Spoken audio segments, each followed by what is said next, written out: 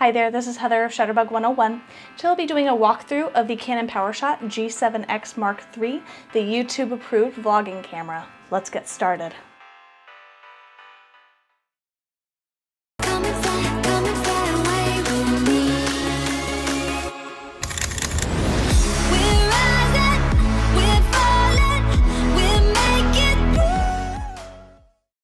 The Canon Powershot G7X Mark III is a 20 megapixel 1-inch sensor point-and-shoot camera that is one of the only cameras approved by YouTube.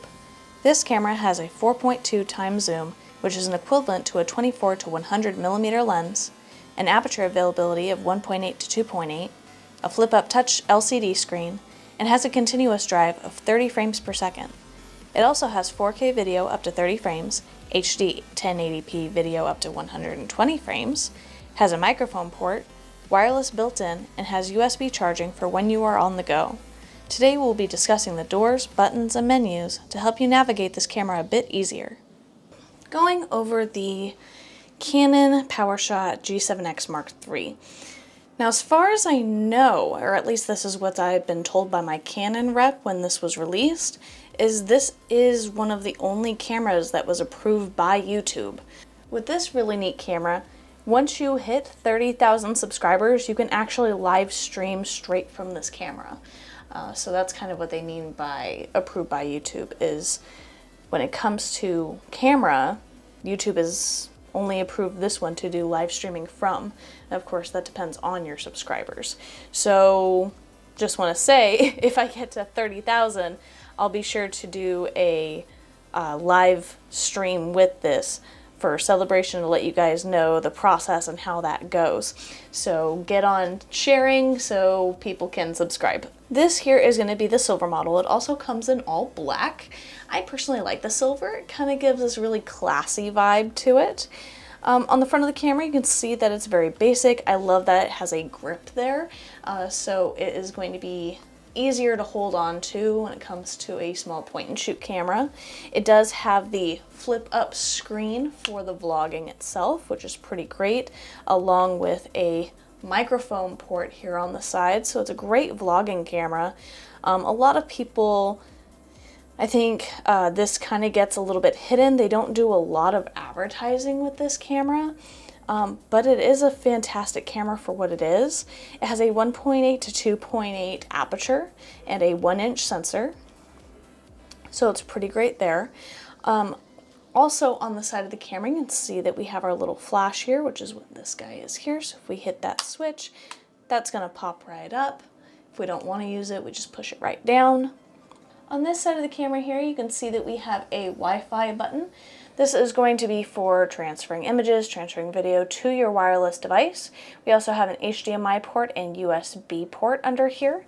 The USB is going to be USB-C, so it is going to give you a faster transfer. I do believe you can charge the battery through that port as well when you're on the go, which is pretty great. And of course the HDMI port is going to be for putting to a display screen, showing off a slideshow, that type of thing. Of course, the bottom of the camera here, we have our universal screw mount for a tripod and our battery and SD card door here, which is spring-loaded, so be sure to push down before you remove. Don't try and pry it out, it will break it. And of course, we have the battery door here, which is going to be able to remove through that little switch. So going to the top of the camera here, you can see we have our speaker and our mic at the top of the camera. And of course, I do recommend using a microphone separate, like a lav mic, which I'm currently using for all of my videos because I love my Rode Wireless Go's. It's a great option, especially if you're vlogging, so it's pretty great there. We have our on and off button here, which I'm gonna hit that. Our lens is going to extend. In order to zoom, you're going to push the dial toward T for telephoto, and that's going to zoom out, versus putting it toward W for wide angle.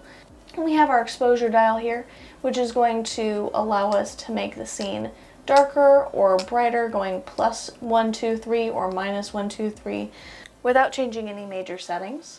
And of course we have our mode dial here, which is going to change the function of what it's going to be performing at. So we have our auto mode, which of course is letting the camera do all of the thinking for us. This is going to be a good mode to start learning this camera on, where if you're brand new to the layout and you want to adjust to it, get comfortable with it, just leave it on auto for now. But once you start wanting to learn about the camera and having more control, that's when you're going to start utilizing, say, your P mode. That's going to be your program mode, very similar to auto, but it allows you to change like shutter speed or aperture, your focus area, your metering. It allows more customizable options, but assists you along the way. Then we have the TV mode, which is going to be time value. That's going to be your shutter speed mode. That's going to control the shutter speed on the camera, allowing you to show motion or freeze motion. The AV mode is going to be for your aperture variable mode. That's going to control the opening in the lens, how this has a 1.8 to 2.8 variable aperture, depending on the zoom.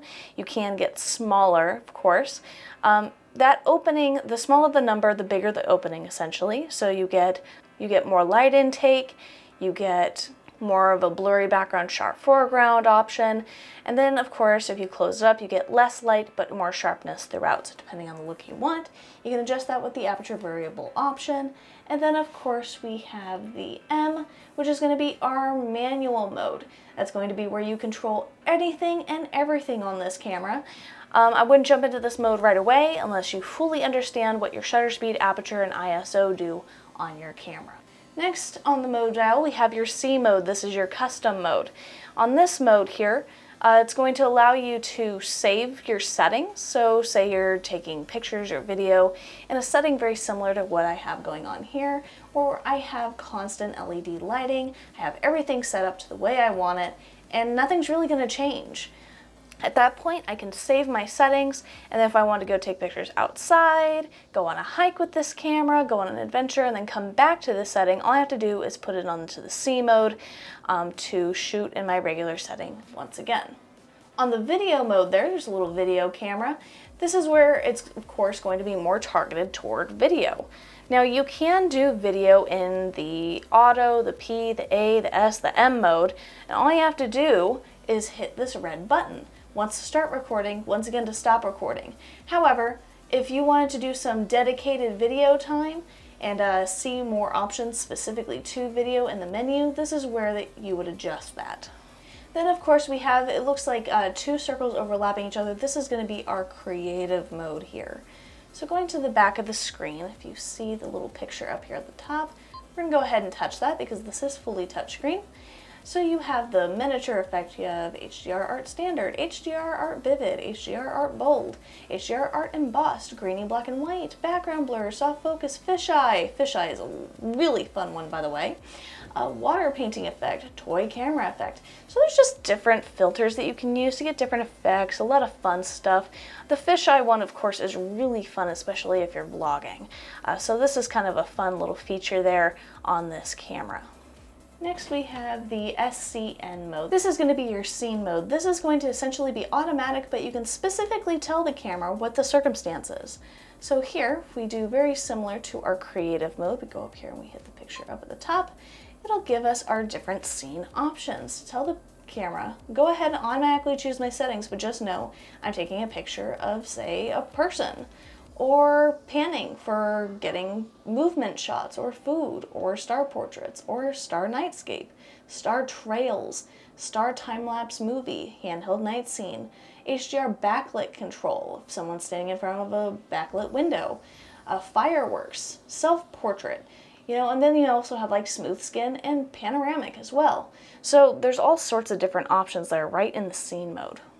The A mode with the film strip there is actually going to be an automatic mode, but it's going to kind of put pictures that you take and video clips that you do all into kind of a wrapped up slideshow, which is really interesting.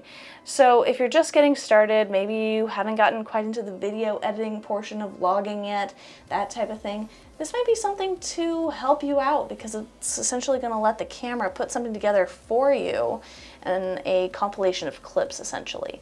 So give this a shot, see if it's something that works for you. If not, then avoid it like the plague. For the rest of the video, we're going to go ahead and keep the mode dial in P mode to allow us to look at all of the options on the menu when we go over that last. just because in automatic mode it severely limits to what you can do because naturally the camera does a lot of it. By the way, before we go to the back of the camera here, we do have this adjustment ring, which is pretty unique on a lot of the point and shoot cameras. Now you can use this to zoom, to adjust your aperture, to adjust your shutter speed, you know, all sorts of different options there, and you can change that option in the menu itself, which we'll get there here in a moment. The back of the camera itself is pretty simple, and considering it's fully touchscreen, they do limit the buttons that are on this. Here we have a nice thumb grip here, so it has a little bit of ledge out, so when you are holding on to this with the grip, you'll see that the thumb rests right here in the thumb grip while your fingers are on this side here. So it's a really nice grip there. That way make sure that you have a hold of the camera. On the screen itself, you do see that we have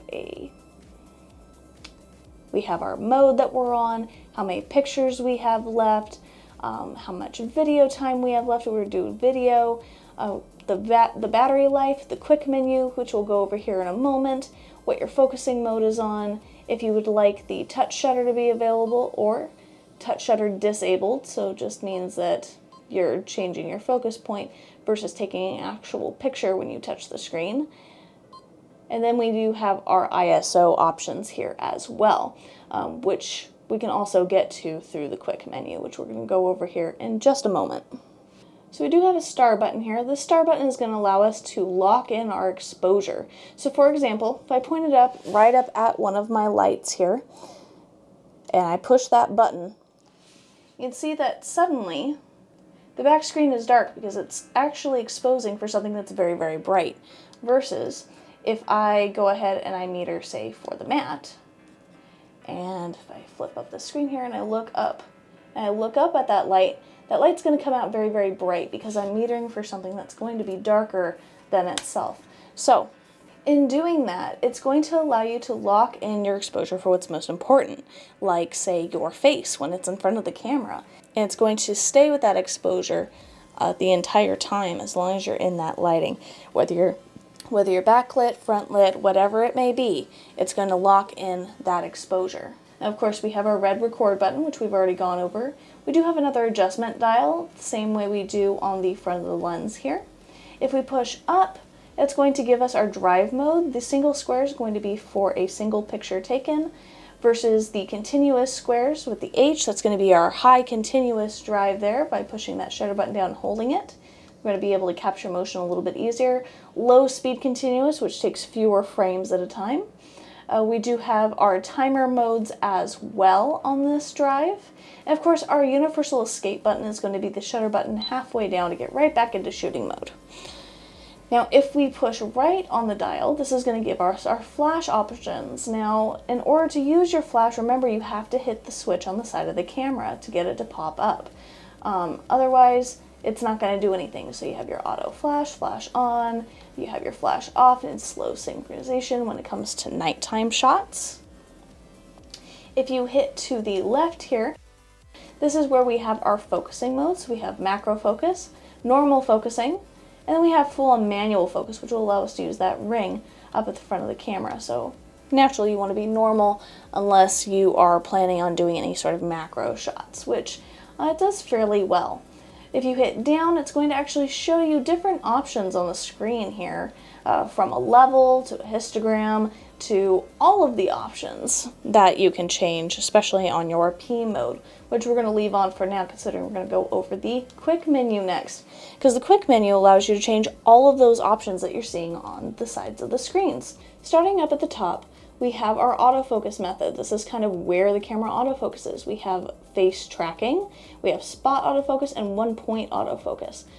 So we can be very specific, or we can have it search for yourself or people.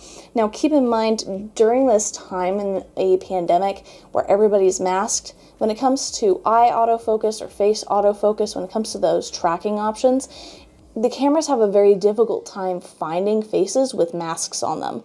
So if you're trying to make a vlog with a mask on, this may be an issue using this, and you may become frustrated. So that's something to keep in mind. The next one we have here is going to be our autofocus operation, how the camera focuses. One shot is going to focus and lock onto a subject, something that's still, versus servo, which is continuous autofocus, where the camera will continue to focus as the subject moves. So depending if you're doing something still or moving, that's going to depend on what you choose there. We have metering mode, where it's taking the light from. So very similar to the star button here, where we can lock in that exposure. This is where the camera's taking the exposure from. So when we have it on evaluative metering, it's considering the entire image and finding a balance of light. We have spot metering, it's going to consider it from a specific area, and that way you can compose here and then maybe move it off to the side. You see how my camera changes from dark to light when I move from screen to camera body. That's because I have it on center weighted average, because whatever's in the center, whether it's dark so it lightens up or light so it darkens, it's going to adjust that accordingly so you guys can see exactly what I'm talking about. Then of course we have our image quality. You can shoot in RAW, you can shoot in JPEG, you can shoot in both. If you're shooting in JPEG, you always want to shoot in the L mode, the one with the rounded circle, or the rounded edge. That's going to give you the highest quality JPEG, and you can downsize that, you can edit it, you can do what you need. RAW files, naturally, you're going to be able to do 4 times more than you can with a JPEG, but you do need an editing program to do that. Then we have our movie record size. We can do HD video up to 60 frames. We have our ND filter that's built into this camera. You can have it on auto, or off. We have our ISO, which is going to be image sensitivity to light. I like to have mine on auto. I like to set it to a certain limit, if possible, as I don't see a sense in needing to go up to 12,800, especially on a regular basis. We have our white balance, which this camera does a fantastic job doing white balance for you on auto white balance. So unless you're shooting in a studio setting, unless you're specifically wanting to play with these, always remember to change it back to auto white balance when you are all done. That way people aren't orange or blue in your pictures on accident. Then we have your picture style, which is going to essentially be filters. The A is going to be automatic, versus S, which is going to be standard, which is what I like to keep it on. You have portrait, landscape, you have neutral, black and white, I believe. And we have auto lighting optimizer, very similar to HDR, where it kind of optimizes the light for you. Then we have creative filters. So again, this is a great way to get to creative filters without having to go to the double circle on the dial here. You can stay in your P mode and still be able to access grainy black and white, fisheye effect, art bold, all that fun stuff, all through the quick menu or through this quick menu option up here as well. So you can use either one to get to that. We also have our playback button here, which we can look at pictures that we have taken pictures of. And then if you would like to delete these pictures, so for example, this blurry one that did not come out, if we push up where the trash can is, we can go ahead and erase that picture. Otherwise, to get back to shooting mode, remember your universal escape button, push that halfway down, and you'll be all set to go. Now, of course, last but not least, we're going to go ahead and go over the menu system here. We're going to go ahead and start with the first tab. So in the menu here, we're going to go ahead and start with the first tab, which is going to be our shooting tab here.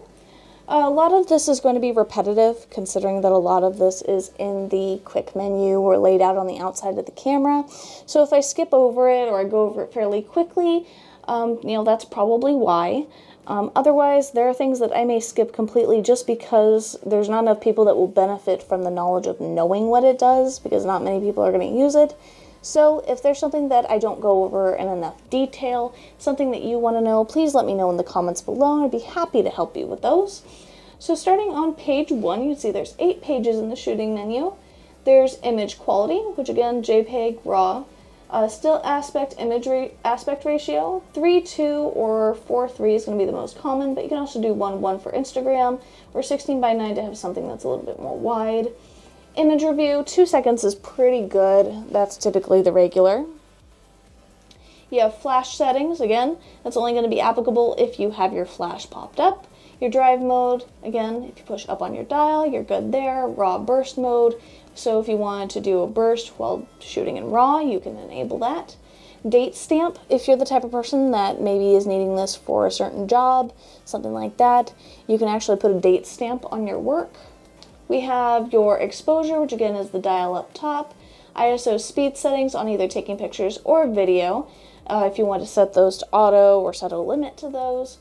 You have your auto lighting optimizer, which again is connected to your quick menu. You have highlight tone priority if you'd like that to be a priority, your ND filter on, off, or auto. Your metering mode again on the quick menu. Your metering timer if you would like that to have a time limit. Your exposure simulation, which I would definitely have enabled. We have your white balance here, which again, through your quick menu, custom white balance shifter bracketing, picture style, all this is available in your quick menu. There's the touch shutter, which again is available on the touch screen in your shooting mode, and then you can change your shutter mode from mechanical to electronic if you would like. You have autofocus operation, again that's the single or moving subject, available in your quick menu, as well as the autofocus method. Continuous autofocus, it would definitely have that enabled, especially for video. Autofocus assist beam firing, that just means that there is a little light up here that shines whenever it feels that it cannot focus, whether due to lack of light or due to lack of detail. You have focus bracketing, which you can enable or disable. You have autofocus and manual focus, so if you want autofocus and then dial in your manual focus accordingly with the ring, you can enable that. You have manual focus peaking settings to show you exactly what's in focus when you're manually focusing. You have safety manual focus point zoom, which will zoom in a little bit when you manually focus to ensure what you have is sharp. Image stabilization settings, if you want to have those on. Naturally, if you're shooting on a tripod, you want to have that turned off. Auto level, if you want it to automatically level for you when doing video. Digital zoom, I would personally keep this off. That way you avoid any sort of chance of unclear or pixelated images, because that's unfortunately what digital zoom does. I'd rather have a picture a little bit farther away, and if I have to crop in, I do that, rather than doing the digital zoom. You have your movie record quality. Again, you can get to this through the quick menu, and then of course you have sound recording, which you can do auto, you can adjust the record level, the wind filter, that type of thing. You have your movie servo autofocus, would definitely enable that. The automatic slow shutter.